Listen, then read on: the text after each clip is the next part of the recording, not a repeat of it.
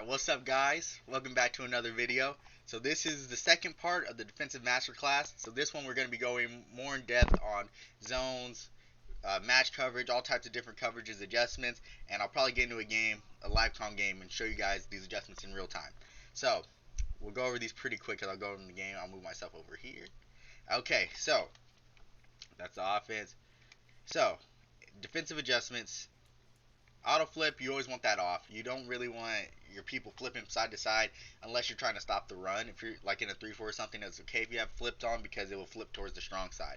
But most of the time you want this off to not mess with your adjustments when you're trying to go fast. Auto alignment, this is also another thing.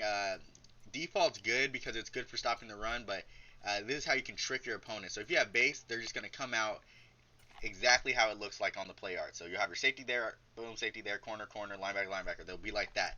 But if you have it on default, they'll move around like just randomly. Like if it's a tight formation, they'll squeeze in, and if it's a wide formation, they'll spread out, and your linebackers will fan out as well. So it's always best if you like your defense the way it is, put it on baseline. Especially if the guy's switching formations and glitching out your people. Like there's a lot of tight formations that bring the corners really far in, and then they flare out and they can't catch up to it. So I always put mine on base, and then if there's somebody out there, I'll move them out there if it doesn't look right. And then man is a good way to fake that you're doing man.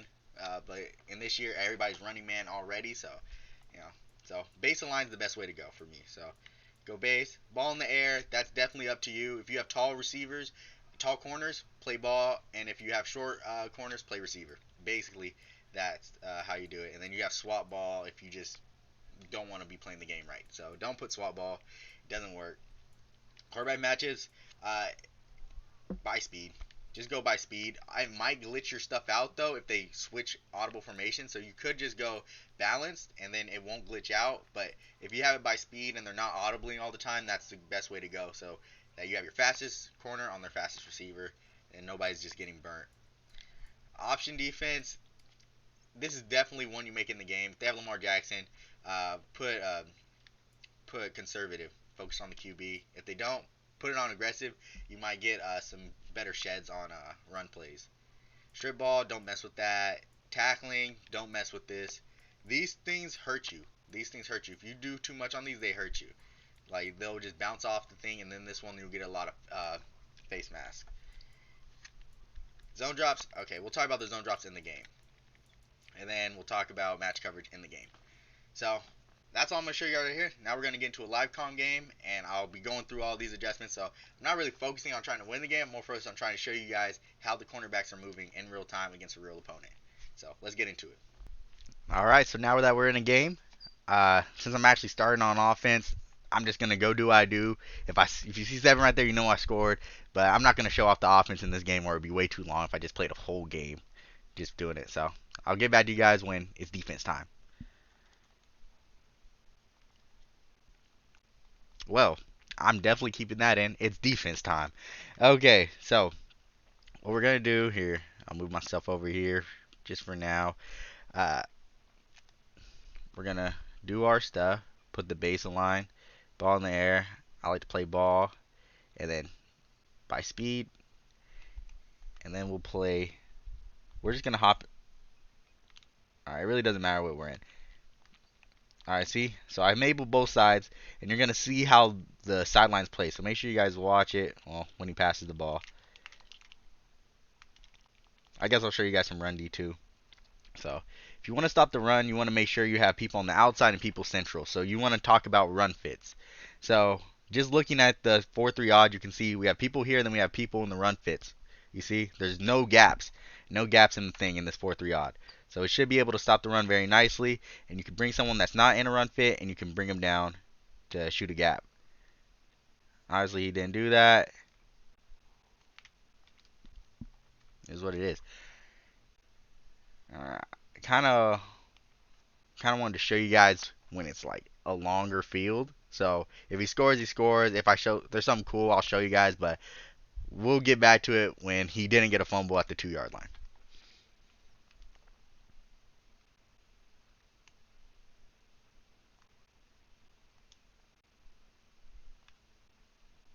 All right, you guys see what I did there? I made sure that they're in the open spaces. You see? So I pinched my D line, and then I saw my linebackers were over top of them. So I moved them. Boom. So now they're in the run fits. You see, there's no gaps. There's no gaps in the defense. Like they still might be able to score, but when you do it like this, there's always going to be someone in there. There's no gaps in my defensive line for them to run through. You see what I'm saying? I hope you guys understand that the way I'm showing it. There's no gaps. Like just imagine it as straight lines. Like right now, there's no gaps, so we're good. All right, I put a hard flat on the left side. He ran again. This guy, man. He doesn't know I'm trying to make a video. Come on, man. All right, I put a hard flat on the right side, so in case if it's an out route from 10, I got it, and then I'll look for anything low down here. And that's how you do it, bruh. So, I'm going to drop because I want to talk. So, you know what? I'm probably just going to go back. I'm going to go back and, just strip that clip, and then I'll talk over it. Like, I'll slow it down and stuff. So, let's get into this play that just happened. So, I told you guys I put a hard flat on this side. So, I put the hard flat on this side, and then everybody else is manned up. So, just judging by if I have a hard flat on this side, I need one on this side if I want to truly be like, okay, this is what I'm trying to stop. Especially when you're at the goal line, there's a lot of out routes. So I put one on this side. I don't have to worry about that side. So I said with my user, I'm going to come down, look for anything low. So I start running out, but I don't make a straight beeline. I don't act like I'm manned up to the running back. I stay on top, give him a little bit of time to like throw some dumb stuff, and then I cut down. So obviously he could have, this is probably getting picked off too. And he really doesn't have anything open. So even though it's double covered, if it's just this linebacker, he gets that pass off. But since I'm running down to go under, like I'm a hard flat, you see how this hard flat is doubled up here?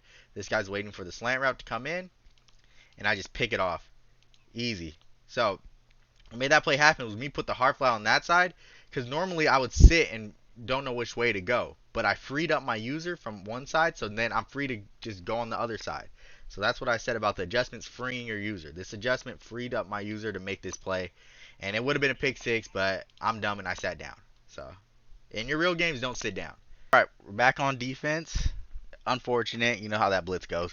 Sometimes you beat it, sometimes you don't. So, we saw that he likes to run. So, this is obviously picking up a tendency. And we're going to stay in our 4-3 odd. So, this isn't like a crazy defense. Like, obviously, you see this one, the 3-4 even, there's a gap in between 91 and 51, so I'm not going to run that to stop the run. But you see this one, there's no gaps in the bear. So the bear's also a good run stop, and he's running good and split close. So gun split close, you have to worry about those corner routes. So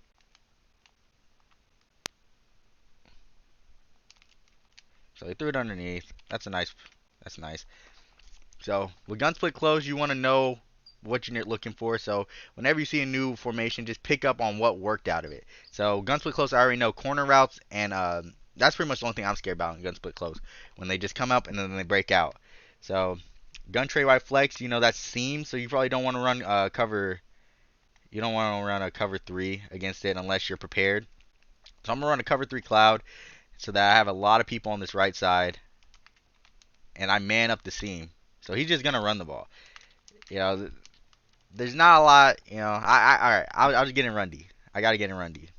But I hope you guys are picking up kind of what I'm saying, like, for the most part. And another tip, always wait for them to pick their stuff first, and then you pick up a corner. So it's another seam, so, I'm not worried about the seam now that I'm in cover 2. So I'll man up the running back because I don't want to be sitting there waiting. Oh my gosh.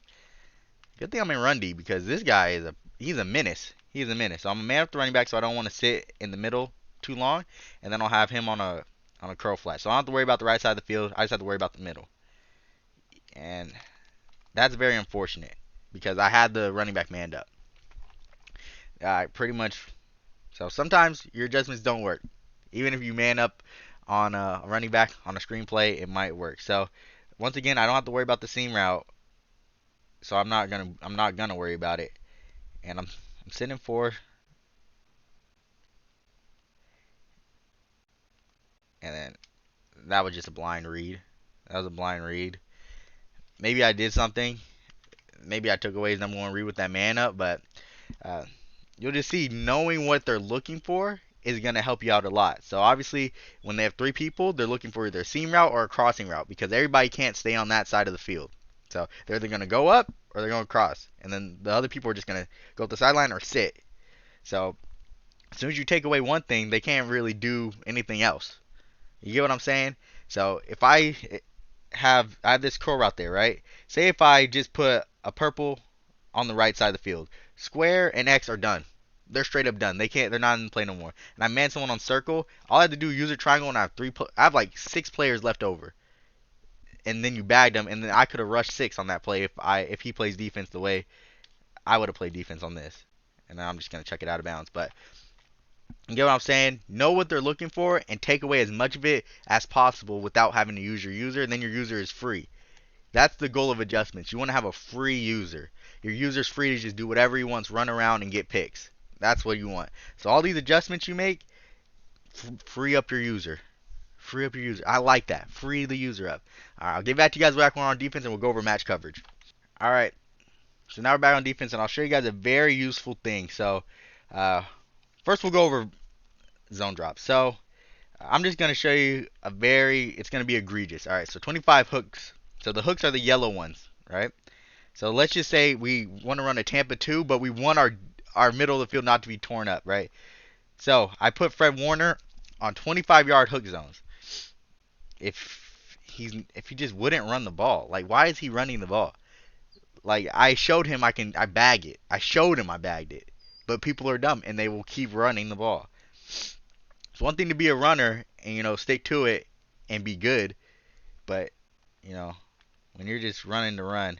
So you see he's on a 25-yard hook zone. So you'll see how different he plays. Look at him sprinting backwards. You see how he just backpedaled straight up.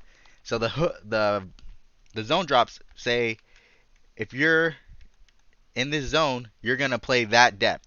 And the way it is, they play that depth 3 up and 3 below.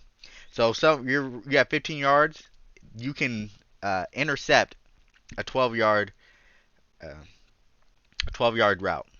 So 3 up and 3 below, and then it's 5 to make a play. And then after that, they're not going to do anything on those plays. They're not going to try to stop it or anything. So right here, I got an advanced Mabel on the left side, and then I'm going to have a man. Oh, I tried to man up the running back, which would have been really nice for me. Should have been there. I could have probably got there. So advanced Mabeling, I call it advanced Mabeling. It's when you have a Mabel on one side and then you man something on the other side. So that's making the sides unsymmetrical, and that throws off a person's reads. Because most of the time, people can't look at all 5 routes they have on the field. So they'll be looking at one side, they're like, okay, it's covered. I know this is open on the other side, and they'll throw some dumb stuff, right? So that's how, it's not like they have good reads. They're just throwing something because they expect it to be open. So I'll do some more Mabeling because, all right, so he's in gun tray open. I'm going to get into some Tampa 2. And, man, and then, oh, okay, I'm stuck.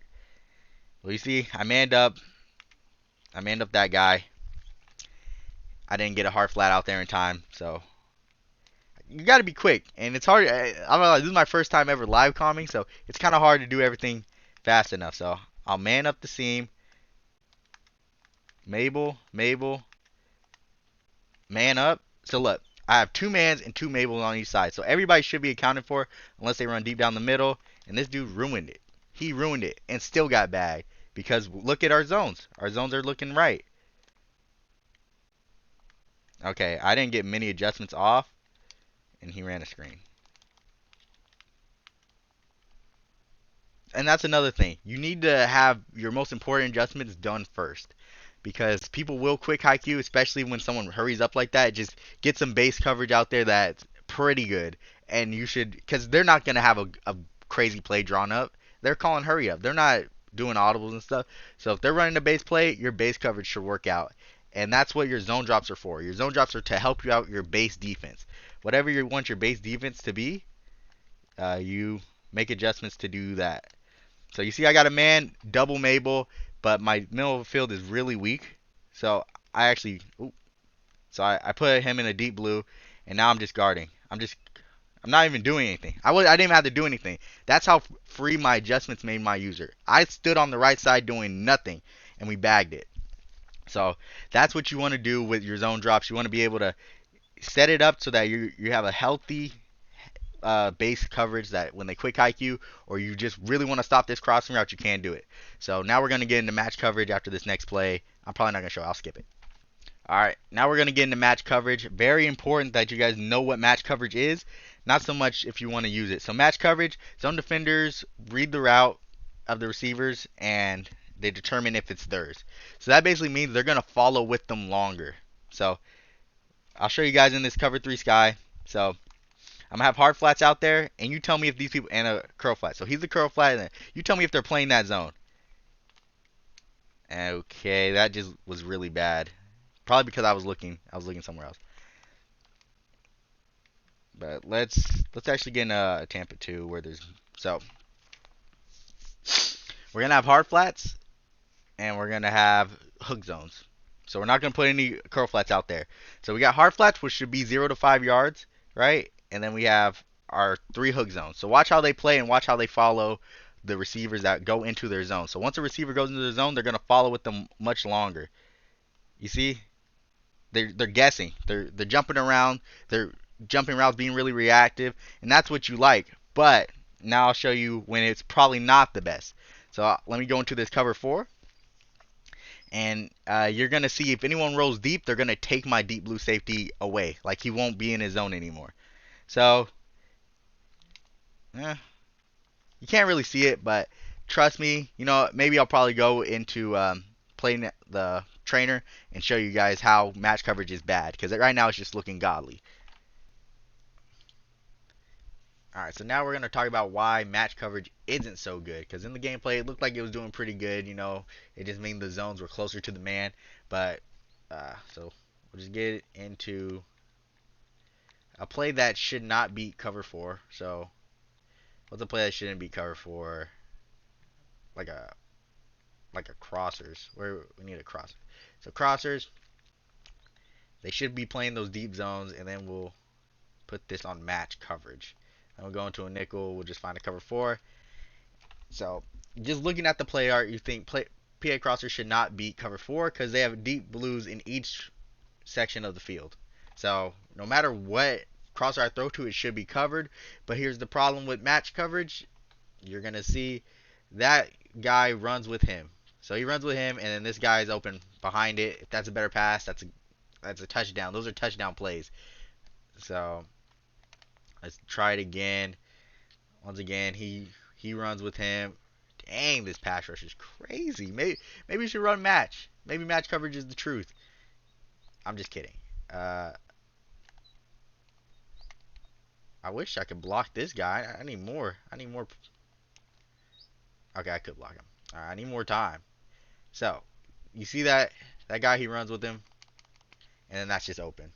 And that should be open because it's deep down the middle, but not that far back where we'll look at it again.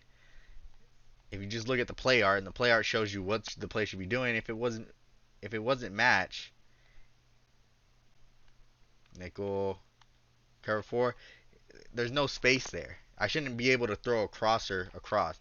So now let's get out of match coverage and see how they play it when they're not in match coverage.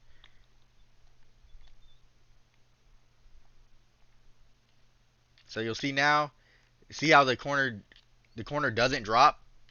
See how the corner doesn't drop down, and I can't make that throw anymore. So that's the difference between match and thing. So that just shows it perfectly. I'm glad that it actually worked in this thing. But you'll see before that corner was dropping. Now he says, heck that, we're not dropping. I'm playing my zone, and they're bagging. So that's the difference between match. So if you want match or you want regular coverage, pick your poison, man. Pick your poison on what you want to guard, because obviously when they manned up, that stopped the circle route from getting open. So we can maybe try to see if we can hit circle. Yeah, he doesn't drop down low enough, and that's going to be open. So pick your poison about what you want to do. You obviously make adjustments to figure out other things, and that's the beautiful thing about adjustments. You can pick what you want. So I hope you guys really enjoyed the video. I enjoyed making it. I love talking about defense. I'm not saying I'm the best defensive player, but I do like learning about what, all these different buttons and stuff do and what coverages do in real life. So hopefully you guys learned a lot, and hopefully even if you didn't really need everything, you found one thing that helped you out on your defense. So without further ado, make sure you guys like, subscribe, all that good stuff, and I'll see you guys in the next one. Peace.